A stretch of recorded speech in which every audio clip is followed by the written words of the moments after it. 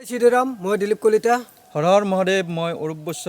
আজি লৈ গৈ আছোঁ অন্য এঠাইত আৰু দেখা পাইছে মৰ্ণিঙৰ সময়ত কৰিছোঁ ভিডিঅ'টো শ্বুট আৰু কুঁৱলী আৰু ঠাণ্ডাৰ এনেকুৱা এটা কি কম প্ৰভাৱ পৰিছে, কি ক'ম আপোনালোকক। ঠিক আছে, আজি গৈ আছোঁ আমি নেতাই ডুবুনি ঘাটলৈ আৰু স্বাগতম জনাইছোঁ আপোনালোক সকলোকে দেৱভূমি ব্লগলৈকে। বলক তেতিয়াহ'লে বহুত বেছি দেৰি নকৰি ভিডিঅ'টো আৰম্ভ কৰোঁ আৰু গোটেইখিনি সবিশেষ কথা দিলীপ দা আপোনালোকৰ লগত দাঙি ধৰিব। আহক। আপোনালোকক আগতেই জনাইছোঁ যে যিটো সাৰগৰু আৰু নেতাই ডুবুনিৰ ঘাট, কেদাৰ মন্দিৰত উঠা পথৰ ৰাইট ছাইডে এখন 5.5 ফুটৰ পাৰ্কিং টাইলছৰ চিৰি আছে। সেই চিৰিৰে উঠি আহি লেফ্ট ছাইডে আপোনালোকে সাৰগৰুটো পাব আৰু সাৰগৰুটো চায়েই আপোনালোকে এইফালে যিটো নামি যোৱা পথ আছে এইটো পথত আপোনালোকে নেতাই ডুবুনিৰ ঘাটটো দেখা পাব। আহক আমি নেতাই ডুবুনিৰ ঘাটলৈ যাওঁ আৰু সবিশেষ তাতে জানো।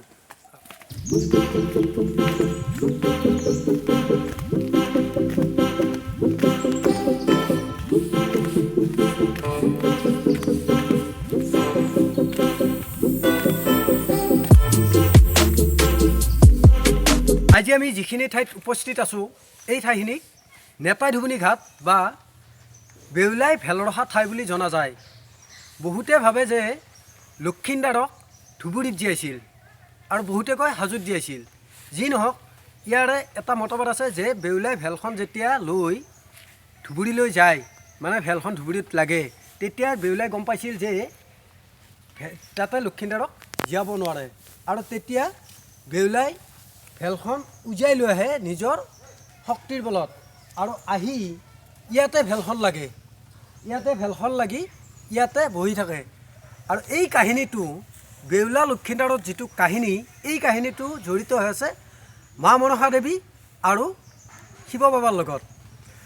মনসা দেৱী সৰ্পকুলত ডাঙৰ দীঘল হৈ যেতিয়া গম পালে যে তেওঁ প্ৰকৃততে শিৱৰ জীয়ৰী, তেতিয়া তেওঁ চিধাই শিৱৰ কাষলৈ গ'ল আৰু শিৱক কৈছিল যে আপুনি মোৰ দেউতা হয় আৰু আপুনি যাতে মোৰ দেউতা হয়, মই সমাজত পূজা পাব লাগিব।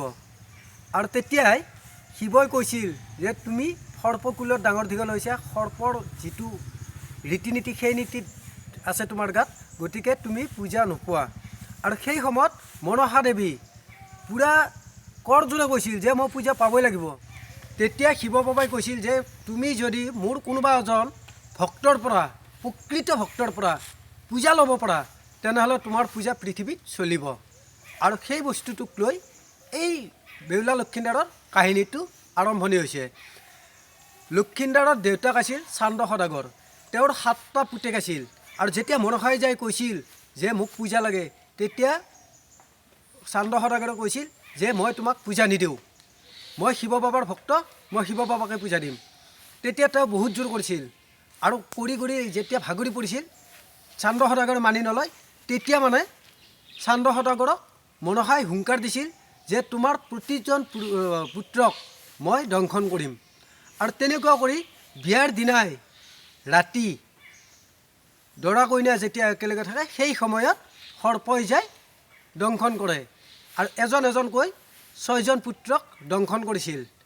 আৰু শেষত লক্ষীন্দৰে যেতিয়া বেউলাক বিয়া কৰালে, সেইদিনা তেওঁলোকক থকাৰ বাবে চান্দ সদাগৰে এটা অত্যাধুনিক, সেই সময়ৰ অত্যাধুনিক ঘৰ এটা বনাইছিল, যিটো ঘৰত হাৱাও সোমাব নোৱাৰে, অৰ্থাৎ বতাহো সোমাব নোৱাৰে। আৰু সেই বনাই থাকোঁতে মিস্ত্ৰীজনক মনসা দেৱী সৰু বাচ্ছা এটাৰ দৰে, সৰু এটা বাচ্ছাৰ ৰূপত গৈ কৈছিল যে এনেকুৱা ঘৰ বনাইছে য'ত বতাহো নোসোমায়, মেৰ ঘৰ বুলি কোৱা হয়। ইয়াত যদি সেই দৰা কইনা থাকে, তেওঁলোকে উশাহ ল'ব নোৱাৰি মৰিব দেখোঁ। গতিকে এটা বেজীৰ সমান হ'লেও, বেজীৰ একটোৰ সমান হ'লেও এটা বিন্ধা ৰাখক, যাতে বতাহটো অহা যোৱা কৰে। তেতিয়া মিস্ত্ৰীজনেও ভাবিছিল যে তেনেকুৱা এটা বিন্ধা থাকিলেনো কি অসুবিধা হ'ব, সেই বিন্ধা এটা ৰাখিছিল। আৰু সেই বিন্ধাৰেই সৰ্প সোমাই গৈ লক্ষীন্দৰক ৰাতি দংশন কৰিছিল। আৰু দংশন কৰাৰ পিছত লক্ষীন্দৰক জীৱিত কৰাৰ বাবে বেউলাই লক্ষীন্দৰৰ ভেলত উঠি নিজেই গৈছিল। আৰু ভেলখন জয়গাঁৱৰ পৰা ধুবুৰীত গ'ল, ধুবুৰীৰ পৰা আহি ইয়াতে ৰৈছিল। আৰু সেই সময়ত আমাৰ হাজোৰ গণেশ মন্দিৰক দেৱভৱন বুলি কৈছিল। শিৱৰ আগত নৃত্য কৰি, কেদাৰ মন্দিৰত নৃত্য কৰি বেউলাই শিৱক সন্তুষ্ট কৰি, আৰু শিৱয়ো মনসাক সন্তুষ্ট কৰিলে আৰু বেউলাই কথা দিলে যে মোৰ শহুৰে তোমাক পূজা দিব, তেনেকুৱা কৰি গোটেইকেইটাৰ মাজত আলোচনা হৈ গণেশ মন্দিৰত অৰ্থাৎ দেৱভৱনত লক্ষীন্দৰক জীৱিত কৰিছিল। এতিয়া আমাৰ কাহিনী এইখিনি আছিল।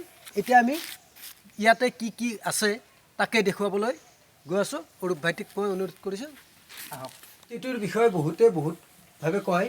কিছুমানে কয় নদাই ভদাইৰ লগত নেতাই আছে, আৰু কিছুমানে কয় এইটো শিৱৰ লগত মনসা আৰু বেউলা নেতাই ধুবি আছে। যি নহওক, এইটোৰ বিষয়ে বহুত কথা কয়, কিন্তু সঠিক তথ্যটো এতিয়ালৈকে ওলোৱা নাই। যি নহওক, আমি এইখিনি দেখুওৱাৰ পিছত এতিয়া মই অৰূপ ভাইটিক আৰু এটা দেখুৱাবলৈ দিওঁ। যিডাল সৰ্পই লক্ষীন্দৰক দংশন কৰিছিল, সেই সৰ্পডাল যোৱা পথটো এইটো শিলটো যিমান ডাঙৰ, সেই সিমান ডাঙৰকৈয়ে সৰ্পডালৰ চিন আছে। এইটো চাওক, মাজতে এইখিনি নাই, আকৌ এইখিনি আছে। এনেকুৱা কৰি গৈ এইখন নতুনকৈ ৱাল দিয়া হৈছে। এই সৰ্পযোৱা এই চিনটো এনেকুৱা কৰি আছে, আৰু ইয়াতে শিলটোৰ গেপছ আছে কিছু। এইফালে নামা একদম পূৰা চিন আছে, আৰু এইফালে এনেকুৱা কৰি এইফালৰ পৰা আহি এইফালে কেদাৰ মন্দিৰত যোৱা বুলি বহুতে মতবাদ দিয়ে। যি নহওক, এইটো সৰ্পযোৱা চিন এই গোটেই শিলটোতে আছে। কেঁকোৰা সাগৰেৰে ভেলখন লৈ সতি আহি আছিল, মানে উজাই আহি আছিল। উজাই আহি ইয়াতে ভেলখন ৰৈছিল। এই 28ডাল কলৰ ডিলাৰ চিন, ওপৰটো সমান, বাকী কলডালৰ চিন। এই 28ডাল কলৰ ডিলা আছিল, আৰু ইয়াৰে ওপৰত ভেলখনত সতী বেউলাই বহি আছিল বুলি দুখমনে বহি আছিল, আৰু এইফালে ধুবিয়ে কাপোৰ ধুই আছিল। সেইখিনি ঠাইত অৰ্থাৎ কলৰ ভেলখন য'ত ৰৈছিল তাতে লক্ষীন্দৰ কাষত আছিল, আৰু বেউলাই সেই কলৰ ভেলত ধুনীয়া কৰি বহি আছিল, কিন্তু দুখমনে বহি আছিল। মিত্ৰস্বামী আগত আছে, দুখমনেতো থাকিবই। ঠিক তেনেকুৱা কৰি দুখমনে আছিল।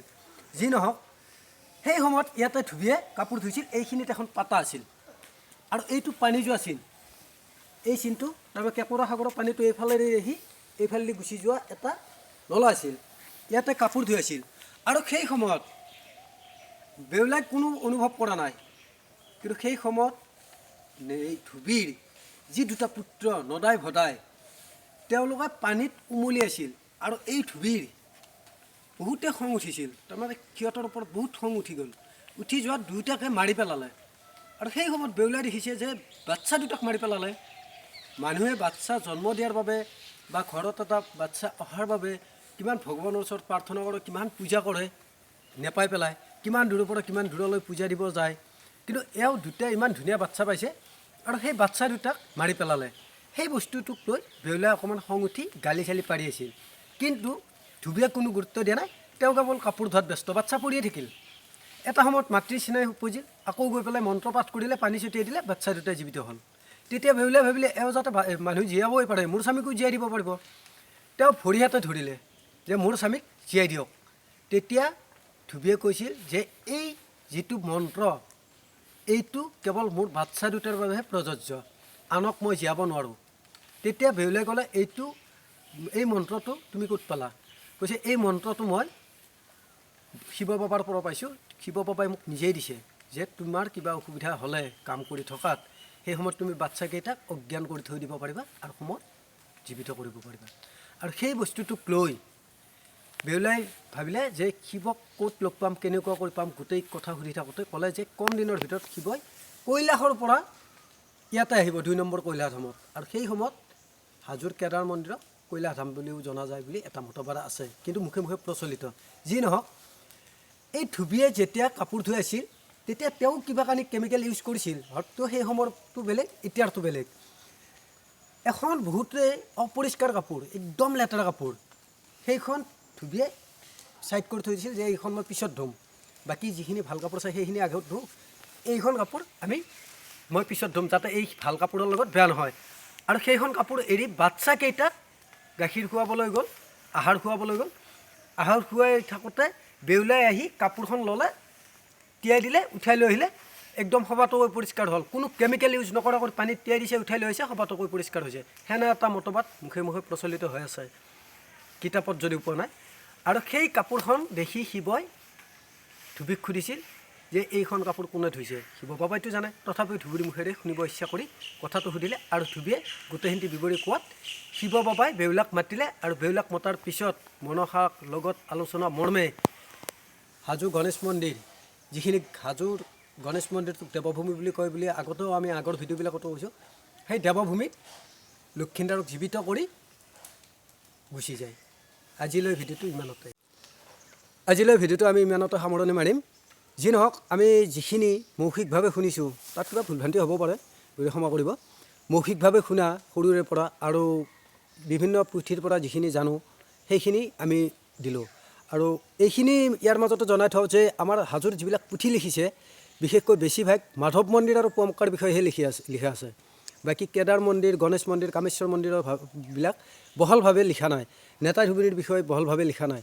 গতিকে আমি লিখিতভাৱে বেছি দিব পৰা নাই যিখিনি আমি মৌখিকভাৱে জানো সেইখিনি লগতে পুথিৰ পৰা দিছোঁ ইয়াত কিবা ভুলভ্ৰান্তি হ'লে ক্ষমা কৰিব আৰু আগলৈ আমি ভিডিঅ' দিয়াৰ বাবে চেষ্টা চলাই থাকিম ভিডিঅ'টো চাই কেনেকুৱা পালে নিশ্চয় কমেণ্ট ছেকশ্যনত জনাব আৰু যিসকলে ছাবস্ক্ৰাইব কৰা নাই তেখেতসকলৰ অনুৰোধ যাতে ছাবস্ক্ৰাইব কৰি বেলেগলৈ যাতে ভিডিঅ'টো শ্বেয়াৰ কৰে আৰু বহুত বেছি দীঘলীয়া নকৰোঁ আজিলৈকে এৰিছোঁ আকৌ নেক্সট ভিডিঅ'ত লগ পাম ঠিক আছে সকলোৱে ভালে থাকক সুখত থাকক আজিলৈকে এৰিছোঁ